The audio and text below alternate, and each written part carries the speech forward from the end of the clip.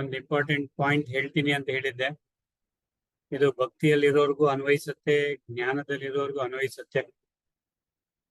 ನಿಮಗೆ ಯಾರಾದ್ರೂ ನಿಮ್ಮ ಮನೆಯವರಾಗ್ಲಿ ಅಥವಾ ನಿಮ್ಮ ಮನೆಯಲ್ಲಿ ಯಾರಾದ್ರಾಗ್ಲಿ, ನಿಮ್ಮ ಮಕ್ಕಳಾಗ್ಲಿ, ನಿಮ್ಮ ಫ್ರೆಂಡ್ ಆಗ್ಲಿ,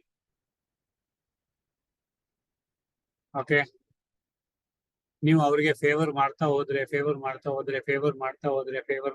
ಒಳ್ಳೇದನ್ನೇ ಮಾಡ್ತಾ ಇದ್ರೆ ಕಂಟಿನ್ಯೂಸ್ ಆಗಿ, ಯಾವತ್ತೋ ಒಂದ್ ದಿವಸ ನಿಮ್ಗೆ ಏನೋ ಒಂದು ಅಗತ್ಯ ಇರುತ್ತದೆ. ಅವರಿಗೆ ಹೇಳಿದ್ರೆ ಈ ತರ ಇದೆಯಪ್ಪ, ಸ್ವಲ್ಪ ಹೆಲ್ಪ್ ಬೇಕಾಗಿದೆ ಅಂತ, will he not immediately help you? ಯಾಕಂದ್ರೆ ನಿಮ್ಮ ಫೇವರ್ ಅಷ್ಟೊಂದಿರುತ್ತೆ, ಬೆಟ್ಟದಷ್ಟು. ಹಾಗೆ ನಿಮ್ಗೂ ಯಾರಾದ್ರೂ ಫೇವರ್ ಮಾಡ್ತಾ ಇದ್ರೆ ನಿಮ್ ಮಕ್ಕಳು ಅಥವಾ ಯಾರಾದ್ರು ಅವ್ರು ಏನಾದ್ರು ಕೇಳಿದ ತಕ್ಷಣ ನಿಮ್ಗೆ ಕೊಡ್ಬೇಕು ಅನ್ಸುತ್ತೆ, ಹೌದಾ ಇಲ್ವಾ? ಸೊ ಹಾಗೆ ಭಗವಂತ, ಅವನ ಮೇಲೆ ನೀವು ಎಷ್ಟೊಂದು ಭಕ್ತಿ ಇಡಿ ಅಂದ್ರೆ ಏನು ಕೇಳ್ಬಿಟ್ಟು go on chanting is name, ಅವ್ರಿಗೋಸ್ಕರ ಅಂತ ಭಕ್ತಿ ಮಾಡಿ, ಅವರನ್ನ ನೆನಪು ಮಾಡ್ಕೊಳ್ತಾ ಇರಿ, ಅವರನ್ನ ನೆನೆಸ್ತಾ ಇರಿ, ಅವ್ರಿಗೆ ಏನೇನು ಸಲ್ಲಿಸ್ಬೇಕು, ಏನೇನ್ ಮಾಡ್ಬೇಕು ವಿಧಿವತ್ತಾಗಿ ಮಾಡ್ತಾ ಹೋಗಿ. Weather you are in jnana, whether you are in yoga, whether you are in ಏನಂತಾರೆ ಭಕ್ತಿ, ಇಲ್ಲಿ ಎವ್ರಿಥಿಂಗ್ ಇಸ್ ಸೇಮ್. ಎಷ್ಟರ ಮಟ್ಟಿಗೆ ನಿಮ್ಮ ಭಕ್ತಿ ಇರಬೇಕು ಅವ್ರ ಮೇಲೆ ಅಂತಂದ್ರೆ, ಅವ್ರ ಮೇಲೆ ಮಾತ್ರ ಅಲ್ಲ, ಯೂನಿವರ್ಸ್ಗೋಸ್ಕರನು ಅಷ್ಟೇ. ಸುಖ, ಶಾಂತಿ, ಪ್ರೀತಿ, ಪವಿತ್ರತೆ, ಖುಷಿ, ಆನಂದ, ಜ್ಞಾನ ಕೊಡ್ತಾ ಹೋಗಿ ಪಂಚತತ್ವಕ್ಕೆ, ಯೂನಿವರ್ಸಿಗೆ, all living beings, living things, non living things, ಮರ, ಗಿಡ, ಪಕ್ಷಿ, ಪ್ರಾಣಿ, mother nature, atmosphere, environment, mother universe ಕೊಡ್ತಾ ಹೋಗಿ. ದೇವಿ ದೇವತೆಗಳಿಗಾಗ್ಲಿ, ಏಂಜಲ್ಸ್ಗಾಗ್ಲಿ, ನಿಮ್ಗೆ ಯಾರ್ಯಾರು ಮನ್ಸಿಗೆ ಬರ್ತಾರೆ, ಯಾರ್ಯಾರು ನಿಮ್ಗೆ ನೆನಪಿಗೆ ಬರ್ತಾರೆ, ಎಲ್ಲರಿಗೂ ಸುಖ, ಶಾಂತಿ, ಪ್ರೀತಿ, ಪವಿತ್ರತೆ, ಖುಷಿ, ಆನಂದ, ಜ್ಞಾನ ಕೊಡ್ತಾ ಇರಿ. May they be healthy, wealthy, wisdom filled, happy and prosperous. ಆಶೀರ್ವಾದ ಮಾಡ್ತಾ ಹೋಗಿ, ಅವ್ರಿಗೆ ಸದಾ ಒಳ್ಳೇದಾಗ್ಲಿ, ಸದಾ ಮಂಗಳವಾಗ್ಲಿ, ಹೀಗೆ ಆಶೀರ್ವಾದ ಮಾಡ್ತಾ ಇದ್ರೆ ಮತ್ತೆ ಭಗವಂತನ ಮೇಲೆ ಸಂಪೂರ್ಣವಾದ ಭಕ್ತಿ. ಏನಾದ್ರೂ ಒಂದು ಅಕಸ್ಮಾತ್ ನಿಮ್ಗೆ ತೊಂದರೆ ಆದ್ರೆ ಕೇವಲ ಒಂದೇ ಒಂದ್ ಮಾತು, ಏನಪ್ಪಾ ಭಗವಂತ, ಇಷ್ಟೇ ಸಾಕು. ನೀವೇನು ಹೇಳೋ ಅವಶ್ಯಕತೆನೇ ಇಲ್ಲ. ಯಾಕೆ ಅಂತ ಅವನಿಗೆ ಗೊತ್ತಾಗ್ಬಿಡುತ್ತೆ, your problem will be solved immediately. ಆಗತ್ತಾ? Okay, for example, your daughter is doing so much favour for you.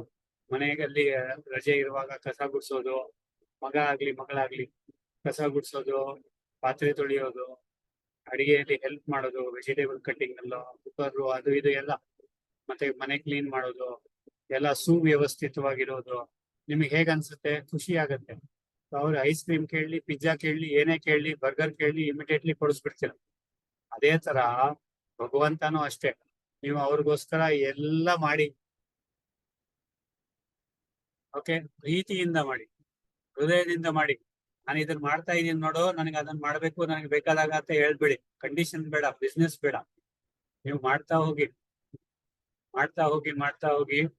ನಿಮಗೆ ಆತನಿಂದ ಸಹಾಯ ಬೇಕು ಅಂದಾಗ ನೀವು ಕೇಳುವ ಅವಶ್ಯಕತೆ ಇಲ್ಲ. ಆದ್ರೂ ನಿಮಗೆ ಕೇಳ್ಬೇಕನ್ಸಿದ್ರೆ ಒಂದು ಮಾತು ಕೇಳಿದ್ರೆ ಆಯ್ತು, ಭಗವಂತ ಖಂಡಿತವಾಗ್ಲೂ ನೆರವೇರಿಸ್ತಾನೆ. So this is the secret of bhakti. ಓಕೆನಾ? ಸೊ ಅದಕ್ಕೆ ಭಗವಂತನ ಮೇಲೆ ನಿಮ್ಮ ಪ್ರೀತಿ ಇರ್ಲಿ, ವಿಶ್ವಾಸ ಇರ್ಲಿ, ನಿಷ್ಠೆ ಇರ್ಲಿ.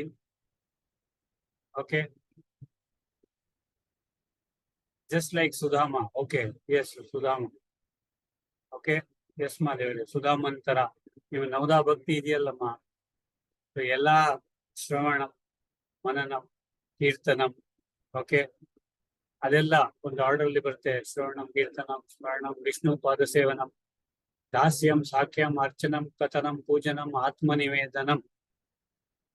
ಇಷ್ಟಿದೆ 9 ವಿಧವಾದ ಭಕ್ತಿ. ಅದರಲ್ಲಿ ಯಾವ್ದಾದ್ರು ಒಂದು ಹಿಡೀರಿ, ಎಲ್ಲಾ 9 ಹಿಡೀರಿ. ಓಕೆ, ಇದು ಅಷ್ಟೇ, ಭಕ್ತಿಯಲ್ಲೂ ಅನ್ವಯಿಸುತ್ತೆ, ಜ್ಞಾನದಲ್ಲೂ ಅನ್ವಯಿಸುತ್ತೆ. ಜ್ಞಾನ ಏನಂತಂದ್ರೆ ನಿಮ್ಗೆ ಪರಮಾತ್ಮ ಯಾರು ಅಂತ ಗೊತ್ತಿದ್ದಾನೆ, ನೀವು ಯಾರಂತ ಗೊತ್ತಿದೆ, ಆದ್ರೆ ಕಾನ್ಶಿಯಸ್ನೆಸ್ ಮಾತ್ರ ಇಲ್ಲ. If you are always conscious that you are the soul, and ಪರಮಾತ್ಮ ಇಸ್ ನಿರಾಕಾರ ಅಂಡ್ ಆಲ್ವೇಸ್ ವಿತ್ ಯು.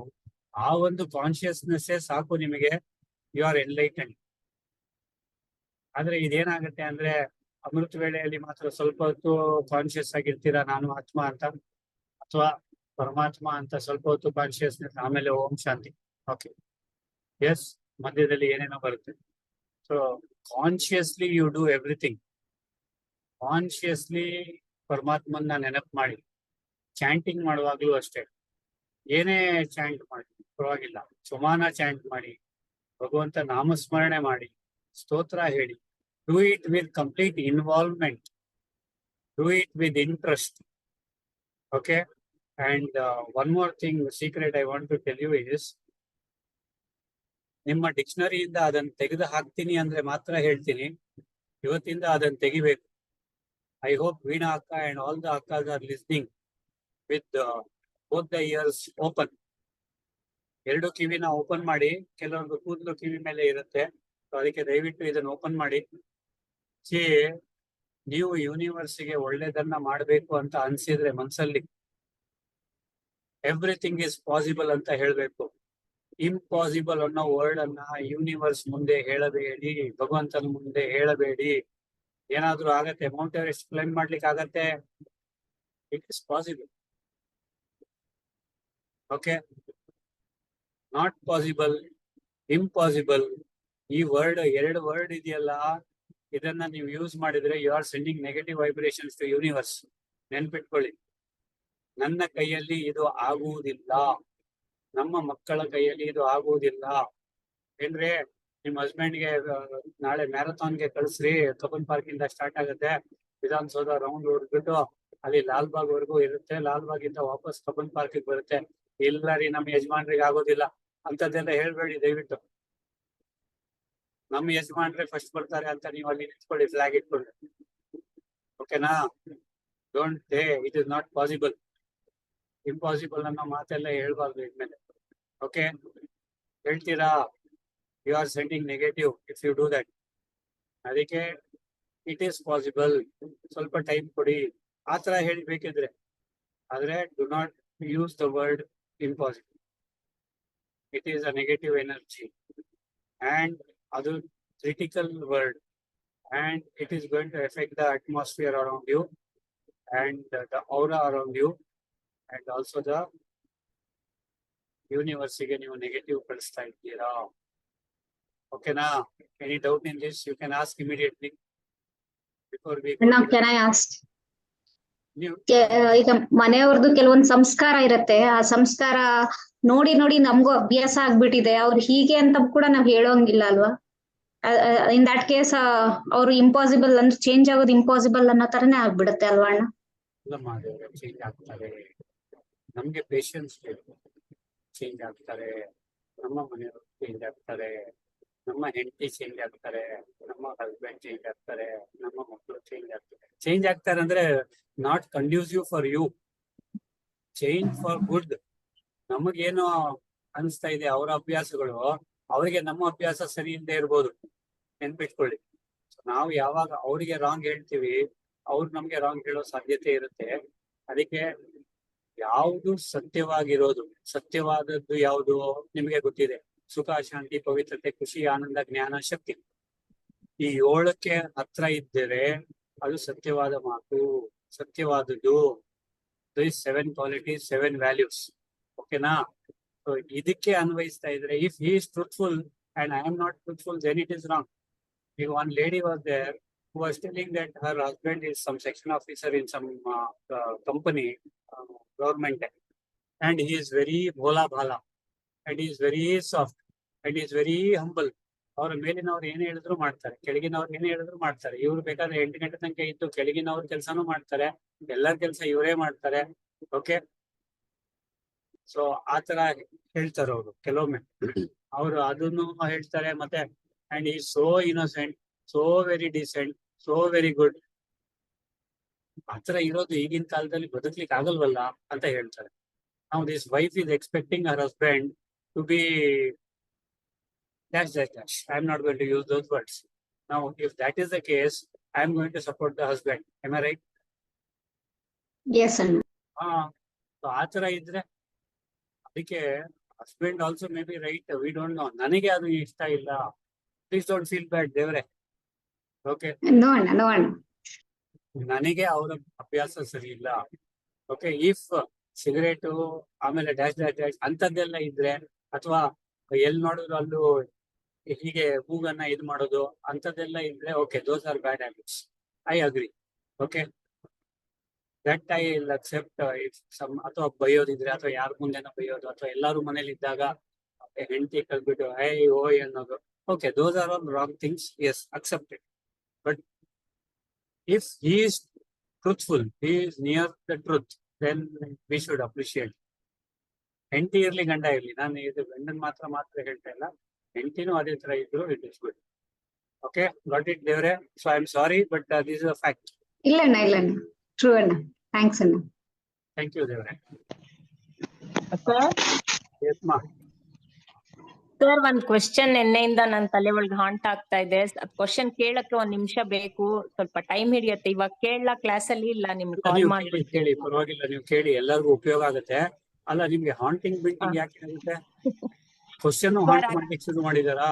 ನಾನು ಏನೇನೋ ಹಾಂಟ್ ಮಾಡತ್ತೆ ಅನ್ಕೊಂಡೆ, ನನ್ ಕ್ವಶನ್ ಹಾಂಟ್ ಮಾಡತ್ತೆ ಅಂತ ಇವತ್ತೇ ಕೇಳಿದೆ. Okay, haunting, yes, remove that haunting. Sir, ಒಂದ್ ಅಡ್ವರ್ಟೈಸ್ ನೋಡ್ದೆ, ಇದು IVF ಸೆಂಟರ್ ಅಲ್ಲಿ ಅಡ್ವರ್ಟೈಸ್. ಅದು ಟ್ಯಾಗ್ ಲೈನ್ ಅಲ್ಲಿ ಇತ್ತು, no couple should be childless ಅಂತ.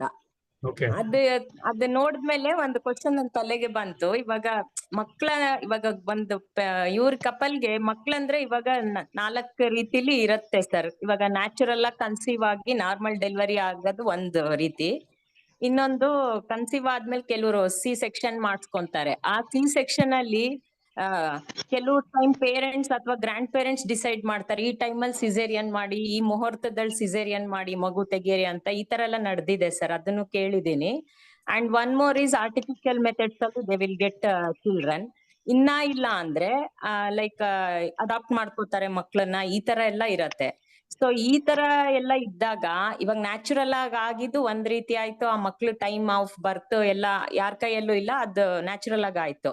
ಈ ತರ ಅದರ್ 3 ಮೆಥಡ್ಸ್ ಇರೋದ್ರಲ್ಲಿ ಅವ್ರ ಮಕ್ಳದು ಹೇಗೆ, ಅವ್ರದ್ದು ಫ್ಯೂಚರ್ ಲೈಕ್ ಕರ್ಮ ಭಾಗ್ಯ ಎಲ್ಲ ಹೇಗ್ ಡಿಸೈಡ್ ಆಗತ್ತೆ ಸರ್ ಅವ್ರದ್ದು ಇದೆಲ್ಲ? ಓಕೆ, ಆ ಆತ್ಮ ತನ್ನ ಕರ್ಮ ಭಾಗ್ಯ ಸಂಸ್ಕಾರ ಎಲ್ಲ ತಗೊಂಡ್ಬರುತ್ತೆ. ಆ ಆತ್ಮ ಶರೀರದೊಳಗೆ ಬಂದ ನಂತರ, ಆ ಕರ್ಮ ಶರೀರ ತಗೊಂಡ ನಂತರ, ಆ ಕರ್ಮದ್ದು ಏನೇನಿದೆ like it will start unfolding as and when the time comes. ಅದಕ್ಕೆ ಕೆಲವರು ಆರ್ಫನ್ಸ್ ನ ದತ್ತು ತಗೊಳ್ತಾರೆ, and they don't know who their parents are. After about 17-18 years ನಿಧಾನಕ್ಕೆ ತಂದೆ ತಾಯಿಯ ಏನು ಅದು ವಾಟ್ ಎವರ್ ದಟ್ ದುರ್ಗುಣಗಳು ಅಂತ ಗುಣಗಳು ಸ್ಟಾರ್ಟ್ ಆದಾಗ, ಅಂಡ್ DNA ಅಲ್ಲಿ ಇದ್ದೇ ಇರುತ್ತಲ್ಲ, ಅದು ತೋರಿಸ್ಕೊಂಡಾಗ ಅಥವಾ ಅದು ಹೊರಗಡೆ ಬಂದಾಗ, ಅವಾಗ these people feel bad. Okay, so ಅವಾಗ is there a correction? No, we don't have any other correction other than trying to ಅವ್ರಿಗೆ ತಿದ್ಲಿಕ್ಕೆ ಪ್ರಯತ್ನ ಪಡೋದೇ ಒಂದೇ ಕರೆಕ್ಷನ್ ಅಷ್ಟೇ, ಹೊರತು ಇನ್ಯಾವುದೂ ಇಲ್ಲ. Or in some cases orphans ನ ತಗೊಂಡು ಲೈಕ್ ಅವ್ರ ಪೇರೆಂಟ್ಸ್ ಅಲ್ಲಿ ಹೈ ಡಯಾಬಿಟಿಸ್ ಇದ್ದು ಅಥವಾ ಹೈ ಹಾರ್ಟ್ ಇಶ್ಯೂಸ್ ಇದ್ದು, ಅಂತದ್ದು 26 years ಅಥವಾ 27 years ಗೆನೆ ಹಾರ್ಟ್ ಇಶ್ಯೂಸ್ ಇವರಲ್ಲಿ ಶುರು ಆದ್ರೆ, then if you go to a doctor will tell ಅದು ತಲೆ ತಲಾಂತರದಿಂದ ಬಂದಿದೆ, ಅದು ಅವರ ಹೆರಿಡಿಟರಿ ಅಂದಾಗ then you feel somewhat. So ಅದಕ್ಕೆ when you are picking up orphans also you have to see to it that ಆಗ ಚೈಲ್ಡ್ ಹೆಲ್ತಿ ಕಾಣುತ್ತೆ. ಏನ್ ಮಾಡ್ಲಿಕ್ಕಾಗುತ್ತೆ, ಅಗೇನ್ ಯಾರು ಆರ್ಫನ್ಸ್ ಅಂದ್ರೆ ದತ್ತು ತೆಗ್ದಿದ್ದಾರೆ ಅವರ ಹಣೆ ಬರ ಪ್ಲಸ್ ಆ ಒಂದು ಮಗು ಯಾವ್ದು ಬರುತ್ತೆ ಅದರ ಹಣೆ ಬರ ಅಷ್ಟೇ. ನಾನು ಹೇಳೋದು ಕರ್ಮ ಲೆಕ್ಕಾಚಾರ ಅಷ್ಟೇ. Okay, this is the truth. ಲೆಕ್ಕಾಚಾರ ಅಕೌಂಟ್, ಕಾರ್ಮಿಕ್ ಅಕೌಂಟ್ ಇದೆ. ಓಕೆನಾ? Got it? ಸರ್, ಅವ್ರ ಹಾರೋಸ್ಕೋಪ್ಸ್ ಎಲ್ಲ ಎಷ್ಟು ಪರ್ಫೆಕ್ಟ್ ಆಗಿರುತ್ತೆ ಸರ್? ಹಾಗಾದ್ರೆ ಹಾರೋಸ್ಕೋಪ್ ಯಾರ್ದು ಹಾರೋಸ್ಕೋಪ್ ಪರ್ಫೆಕ್ಟ್ ಇಲ್ಲ. ಇವನ್ ಅಲ್ಲ, ಅಟ್ಲೀಸ್ಟ್ ಇವಾಗ ನಾರ್ಮಲ್ ಆಗಿ ಆಗಿರೋರ್ಗೆ ಇವಾಗ ಟೈಮ್ ಆಫ್ ಬರ್ತ್ ಎಲ್ಲ ಕರೆಕ್ಟ್ ಆಗಿರುತ್ತೆ, ಗೊತ್ತಾಗುತ್ತೆ. ಪ್ಲಸ್ ಆರ್ ಮೈನಸ್ ಏನು ಹಾರೋಸ್ಕೋಪ್ ಇದು ಕೆಲವರು ಹೇಳ್ತಾರೆ ಲೈಕ್ ಯಾವ ಟೈಮಲ್ಲಿ ಆತ್ಮ ಶರೀರ ಸೇರ್ಕೊಳ್ಳುತ್ತೆ ಆ ಟೈಮ್ ತಗೋಬೇಕು ಅಂತ. ಆ ಟೈಮ್ ಯಾರಿಗೂ ಗೊತ್ತೂ ಆಗುದಿಲ್ಲ. ನೆಕ್ಸ್ಟ್ ಗೊತ್ತಾಗಲ್ಲ. ಯಾವ ಟೈಮಲ್ಲಿ ಮಗು ಕ್ಯಾನ್ ಅನ್ನತ್ತೆ ಆ time we don't know. Okay, ಅದು ಹೊರಗಡೆ ತೆಗೆದ್ಮೇಲೆ ಒಬ್ರು ವಾಚ್ ಇಟ್ಕೋಬೇಕು, ಇನ್ನೊಬ್ರು ಉಲ್ಟಾ ಇಟ್ಕೊಂಡು ಪಟ್ ಅಂತ ಹೊಡಿಬೇಕು, ಅದಕ್ಕೆ ಅಂದ ತಕ್ಷಣ ಟೈಮ್ ನೋಟ್ ಮಾಡ್ತೀರಾ? Okay, so all those things are not possible. Plus or minus ಇದ್ದೇ ಇರುತ್ತೆ 5 minutes, ಅದೇನು ಮಾಡ್ಲಿಕ್ಕೆ ಆಗಲ್ಲ. Okay, and one more thing is horoscope is the marks card of your previous life. ನೀವು ಅದನ್ನ ಆಸ್ ಅ ಬೇಸ್ ಇಟ್ಕೊಂಡು ಬೇಕಾದ್ರೆ ಯು ಕ್ಯಾನ್ ಇಂಪ್ರೂವ್. ನಿಮ್ಮ ತಂದೆಯವರು ನಿಮಗೆ ಒಂದು ಎಕರೆ ಜಮೀನು ಕೊಟ್ಟಿದ್ದಾರೆ, 1,000 ಗೋಲ್ಡ್ ಕೊಟ್ಟಿದ್ದಾರೆ. Please don't feel bad, I am just generalising. And here 10,000 rupees ಅಂತ ಇಟ್ಕೊಳ್ಳಿ. ನೀವು ಬೆಂಗಳೂರಿಗೆ ಹೊರಟ್ರಿ, ನಿಮ್ಮೂರಿಂದ, ನಿಮ್ಮ ಊರು ಹಳ್ಳಿ, ಅಲ್ಲಿಂದ ಹೊರಡುವಾಗ ನಿಮ್ಮ ಹೆಸರಲ್ಲಿ 1 ಎಕರೆ ಜಮೀನು ಬರೆದು ಕೊಟ್ಟರು, ನಿಮ್ಗೆ ಯಾವಾಗ ಬೇಕಾದ್ರೆ ಇಲ್ಲಿ ಬಂದು ವಾಸ ಆಗ್ಬೋದು ಅಂತ. 10,000 ರೂಪಾಯಿ ಕೊಟ್ಟರು, ಮತ್ತೆ ಒಂದಿಷ್ಟು ಗೋಲ್ಡ್, ಏನೋ 1,000 ಗೋಲ್ಡ್ ಕೊಟ್ರು. You came to Bangalore, you studied hard, you worked hard. 10,000 rupees ಅವ್ರು ಕೊಟ್ಟಿದ್ದಲ್ಲದೆ ನೀವು ಅದಕ್ಕೆ ಲಕ್ಷಾಂತರ ರೂಪಾಯಿ ಏನಂತಾರೆ ಕೆಲಸ ಮಾಡಿ ದುಡಿದು ಬ್ಯಾಂಕ್ ಬ್ಯಾಲೆನ್ಸ್ ಇಟ್ಕೊಂಡ್ರಿ. So you have done plus two it. Yes or no? Yes sir. Horoscope ಅಂದ್ರೆ ನೀವು ಏನ್ ಪಡ್ಕೊಂಡ್ ಬಂದಿದ್ದೀರಾ ನಿಮ್ಮ ತಂದೆ ತಾಯಿಗಳಿಂದ ಇರ್ಬೋದು, ಪೇರೆಂಟಲ್ 4-5 ಸಂಸ್ಕಾರ ಇದೆಯಲ್ಲ, ಪಾಸ್ಟ್ ಲೈಫ್ ಸಂಸ್ಕಾರ, ಪೇರೆಂಟಲ್ ಸಂಸ್ಕಾರ, ಎನ್ವೈರನ್ಮೆಂಟಲ್ ಸಂಸ್ಕಾರ, ಒರಿಜಿನಲ್ ಸಂಸ್ಕಾರ, ಮತ್ತೆ ವಿಲ್ ಪವರ್ ಸಂಸ್ಕಾರ, ಈ ಜನ್ಮದ್ದು, ನಾಟ್ ಈ ಜನ್ಮ. ಇದೆಲ್ಲ ಅದು ಹಾರೋಸ್ಕೋಪ್ ಅಲ್ಲಿ ಇರುತ್ತೆ. ಅದು ಅದರ ಮೇಲೆ if you work hard on it and you can think, ಆ 10,000 ರೂಪಾಯಿನೂ ಬೇಕಾದ್ರೆ ನೀವು ನಾಶ ಮಾಡ್ಬೋದಾ? ಹೌದು. ಅಥವಾ 10,000 ರೂಪಾಯಿಗೆ ನೀವು ಸೇರಿಸ್ಬೋದಾ? Yes sir, plus or minus. It is in our hands only. Similarly horoscope ಅಷ್ಟೇ, ಯಾವ ನಕ್ಷತ್ರ, ಯಾವ ಗ್ರಹ ಯಾರಿಗೂ ಏನು ಕೆಟ್ಟದ್ದು ಬಗೆಯೋದಿಲ್ಲ, ಬಗೀಲಿಕ್ಕೆ ಅವ್ರಿಗೆ ಸಾಧ್ಯವೂ ಇಲ್ಲ. ಅವರೆಲ್ಲರಿಗೂ ತಥಾಸ್ತು, ಒಳ್ಳೇದಾಗ್ಲಿ ಒಳ್ಳೇದಾಗ್ಲಿ ಒಳ್ಳೇದಾಗ್ಲಿ ಒಳ್ಳೇದಾಗ್ಲಿ, ಮಂಗಳವಾಗ್ಲಿ ಅಂತ ಆಶೀರ್ವಾದ ಕೊಡ್ತಾ ಇರ್ತಾರೆ. ಅದಕ್ಕೆ ಅವರು ಆ ಸ್ಥಾನದಲ್ಲಿದ್ದಾರೆ. ಓಕೆ, ಕೆಟ್ಟದ್ದನ್ನ ಬಯಸೋದಿಲ್ಲ. ನಾವು ಮಾಡಿರ್ತಕ್ಕಂಥ ಕೆಟ್ಟದ್ದು ನಮ್ಗೆ ವಾಪಸ್ ಬರುತ್ತೆ ಅಷ್ಟೇ. ನಾವು ಎಕ್ಸ್ಪೀರಿಯನ್ಸ್ ಮಾಡಿದಾಗ್ಲೇ ಗೊತ್ತಾಗುತ್ತೆ. ಅದಕ್ಕೆ ಎಲ್ಲರಿಗೂ ಸುಮಂಗಲವಾಗ್ಲಿ, ಒಳ್ಳೇದಾಗ್ಲಿ ಅಂತಾನೆ ನಾವು ಆಶೀರ್ವಾದ ಮಾಡೋಣ. ಎಲ್ಲರಿಗೂ ಒಳ್ಳೇದಾಗತ್ತೆ. ಸೊ ಹಾರೋಸ್ಕೋಪ್ಗೂ ಆಶೀರ್ವಾದ ಮಾಡಿ. ನೀವು ಅಸ್ಟ್ರಾಲಜರ್ ಹೋದಾಗ ನಿಮ್ಮ ಹಾರೋಸ್ಕೋಪ್ ನ ಅವ್ರ ಕೈ ಕೊಟ್ಟಾಗ, ಆ ಹಾರೋಸ್ಕೋಪ್ ಅನ್ನ ಕೈಗೆ ತಗೊಂಡು ಅವ್ರ ಕಣ್ಣಿಗೆ ಒತ್ಕೊಂಡ್ರೆ that means is a good astrologer. ನೆನ್ಪಿಟ್ಕೊಳ್ಳಿ. ಅದನ್ನ ತಗೊಂಡಿದ ತಕ್ಷಣ ಇದೆಲ್ಲಿದೆ, ರಾಹು ಎಲ್ಲಿದೆ, ಕೇತು ಎಲ್ಲಿದೆ, ಶನಿ ಎಲ್ಲಿದೆ ಅಂತ ಮಾಡಿದ್ರೆ ಶಾಂತಿ. ಸೊ ಆ ಹಾರೋಸ್ಕೋಪ್ಗೆ ಮರ್ಯಾದೆ ಕೊಡ್ಬೇಕು. ಆ ಹಾರೋಸ್ಕೋಪ್ಗೆ ನಮಸ್ಕಾರ ಮಾಡಿದ ನಂತರನೇ ಅವರು ಹಾರೋಸ್ಕೋಪ್ ಅನ್ನ ಕೈಗೆ ತಗೋಬೇಕು. Okay, that is the actual method. Okay sir, thank you sir. Coming back to pranayama.